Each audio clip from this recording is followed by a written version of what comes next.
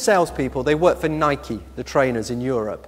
And sales are a bit slow in Europe because, you know, €200 trainers in Greece are not selling too well. So the two sales guys in Europe, they're sitting there and they're saying, you know, sales are a bit slow. Let's go and find a new territory.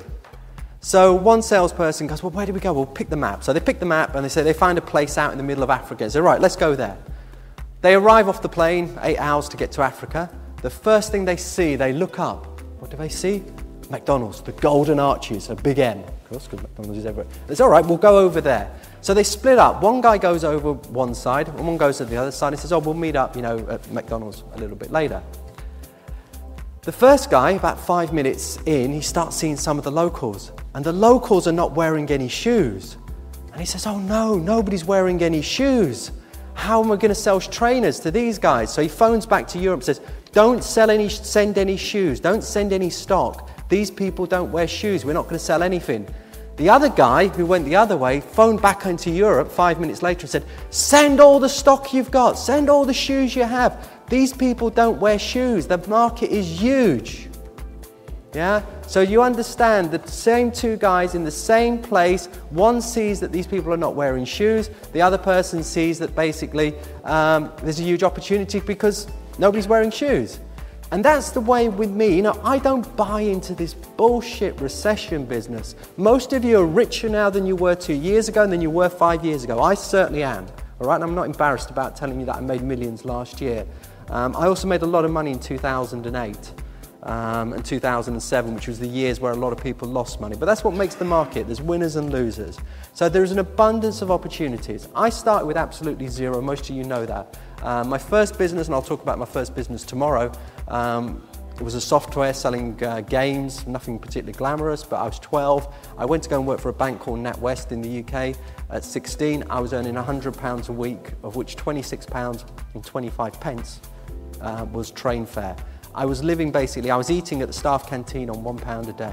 So people that say, oh, it's easy for you, you've got millions now. Where, you know, no, I haven't inherited any money. I didn't steal any money. I didn't win the lottery. I've won a couple of premium bonds at 25 quid and 50 quid along the way, and that's about it. I've made all that wealth myself. All right, so people that say, you know, oh, there's no opportunities or it's easier for you today. You know, I think to a certain extent the little guy has got many advantages, and I'll talk about that in a moment. So there's a chance to make all, you know, money in all opportunities. You know, whenever there's a crisis, there is always somebody making money. So just remember the little story about the shoes. You've got two ways to see it. You can either see it as that, oh, these people don't buy shoes, or they haven't got any shoes, then we've got loads of market to go for. I've got no staff. All my staff are outsourced, yeah? When you may have spoken to Reading or what have you, that is not my company, that is outsourced. It's a company I've dealt with for a long, long time. I can do everything I want from a laptop. I don't do committees, I don't do meetings, I don't do red tape. You know, basically I'm a free agent, and you can do the same. You know, I've got students in 109 countries. There's people who are watching this on DVD in Australia, in New Zealand, in South Africa, in the US, who haven't come here today, but will be watching it at home. So what I want to get into your head, don't think you've got to be based in the UK or Europe. You can base yourself in a fairly low-cost environment where, you know, you can get staff and you can buy things relatively cheaply, and you can make your money in pounds or dollars, and you can live very, very well. Because it's not all about how much money we make, it's what we can do with that money and what sort of lifestyle we can have. And if there's anything I hope you've learned over the years with me, it's not necessarily just the money that got me in the business. It was the idea that I didn't have to go and sit in a box for 12, 14 hours and, you know, have committees and meetings and what have you. And obviously the freedom that you don't have to be based in the UK. So can the little guy still get rich? Somebody asked me this probably a couple of years ago and said, can the little guy? And when I'm saying guy, I'm one man, the ladies as well. And we know the ladies actually do much better than the men in some of the studies we've looked at. But I've only said one man because it sounds a little bit easier to read. So can the one-man band basically still make money? Can the little guy? Because a lot of you here are pretty trading your own money. You're trading for yourself, you're investing for yourself. You have got advantages. Because if you work for a large fund, you have to have, you know, committees, you've got limits, and now people like Goldman Sachs, they can't do anything. They can't go to the toilet without compliance checking first. And, you know, what did you do?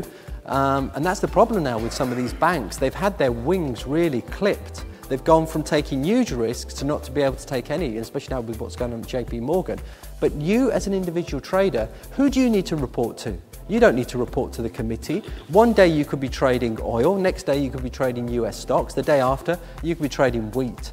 Now that doesn't normally happen in a large bank. Most people specialise in certain stocks. So you've got a lot of advantages. Small cap stocks. I know a lot of big funds that would love to get into some of the small companies, the small caps, the pharmaceutical companies. And they said, Vince, we can't buy them because our mandate is it's got to be $1 billion or over.